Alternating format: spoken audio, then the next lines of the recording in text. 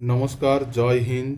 গোটা বিশ্ব জুড়ে আজকে তৃতীয় বিশ্বযুদ্ধের দোরগোড়ায় আমরা দাঁড়িয়ে আছি, যেখানে মধ্য এশিয়ার এক উল্লেখযোগ্য দেশ, যেখানে সবচেয়ে বেশি তেল উত্তোলন করা হয় ইরানকে ঘিরে, আমেরিকা ও ইসরায়েলের যে কনফ্লিক্ট শুরু হয়েছে, তার যে কারণ, সেই কারণ সম্বন্ধে আমরা এই ভিডিওতে আলোচনা করব। এই যুদ্ধের ইতিহাস বলতে গেলে প্রথমেই বলতে হবে মধ্যপ্রাচ্যের সবথেকে গুরুত্বপূর্ণ অঞ্চলগুলোর মধ্যে ইরান কিন্তু একটি উল্লেখযোগ্য অঞ্চল, কারণ এখানে বিশ্বের তেলের ভান্ডার রয়েছে, যা পুরো বিশ্ব অর্থনীতির জন্য কিন্তু গুরুত্বপূর্ণ।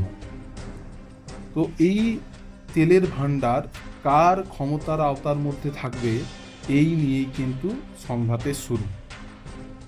আর এই দ্বন্দ্বের প্রথম যে মোড়টা আসে সেটা হচ্ছে 1979 সালের কিন্তু ইরানিয়ান রেভলিউশন।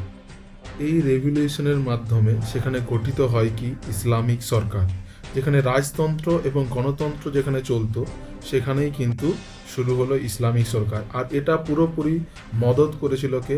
আমেরিকা।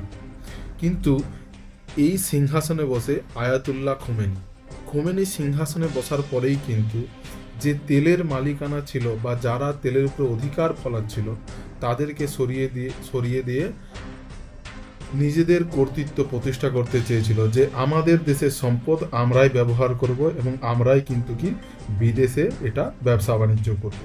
এখান থেকেই শুরু হয় কিন্তু ইরান এবং আমেরিকার সম্পর্ক খারাপ হতে শুরু করে। ইরানের এই তেলের রপ্তানির এই বিশাল অর্থ, যেটা সে মিডিল ইস্টের হিজবুল্লাহ, হামাস, হাউতি এদের মতো সন্ত্রাসবাদী সংগঠনকে ফান্ডিং করছিল।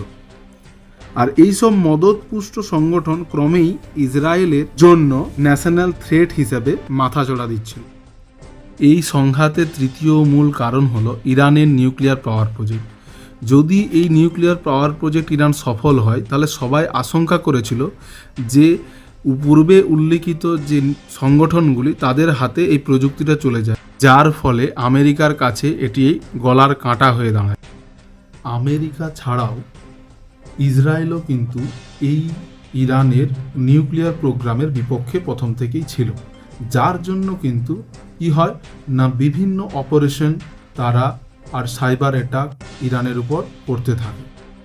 আর যার ফলে এই বহু বছরের ছায়াযুদ্ধ 2024 সালের এপ্রিল মাসে প্রথমবারের মতো সরাসরি সংঘর্ষের রূপ নেয়।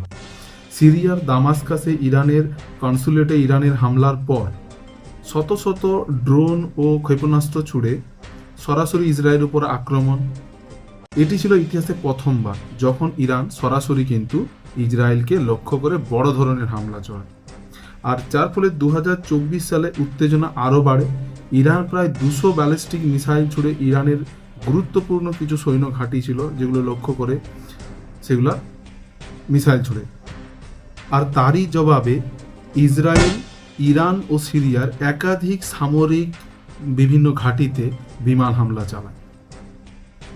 এরপর 2025 সালের জুন মাসে সংঘাত কিন্তু আরও তীব্র থেকে তীব্রতর হয়ে উঠতে থাকে। ইসরায়েল ইরানের পারমাণবিক ও সামরিক বিভিন্ন আস্তানাগুলোয় উপরে বড় ধরনের হামলা চালায়। এর প্রতিক্রিয়ায় আবার ইরানও ড্রোন হামলা চালায়, ব্যালিস্টিক মিসাইল দিয়ে ইসরায়েলের দিকে পাল্টা আক্রমণ করে। অবশেষে 2026 সালে 28 ফেব্রুয়ারি যুক্তরাষ্ট্র ইউএসএ এবং ইসরায়েল যৌথভাবে অভিযান শুরু করে, একটি বড় সামরিক অভিযান, যার নাম হয় কিন্তু অপারেশন এপিক ফিউরি। এই অভিযানে শতাধিক সামরিক লক্ষ্যবস্তুতে বিমান হামলা চালানো হয়। এর ফলে গোটা মধ্যপ্রাচ্য জুড়ে সংঘাত আরও বিস্তৃত থেকে বিস্তৃত হয়ে পড়ে, যার ফলে গোটা আঞ্চলিক একটা যুদ্ধের আশঙ্কা তৈরি হয়, যেটাকে মনে করা হচ্ছে যে এটাই তৃতীয় বিশ্বযুদ্ধের হয়তো শুরু। এই ভিডিওতে যুদ্ধের কারণগুলি আলোচনা করা হয়েছে। এর পরের ভিডিওতে আমাদের ভারতবর্ষের উপরে কি প্রভাব আসতে চলেছে সেটা আলোচনা করা হবে। পরবর্তী আপডেট পেতে অবশ্যই চ্যানেলটি লাইক এবং সাবস্ক্রাইব করে পাশে থাকুন। জয় হিন্দ, জয় ভারত।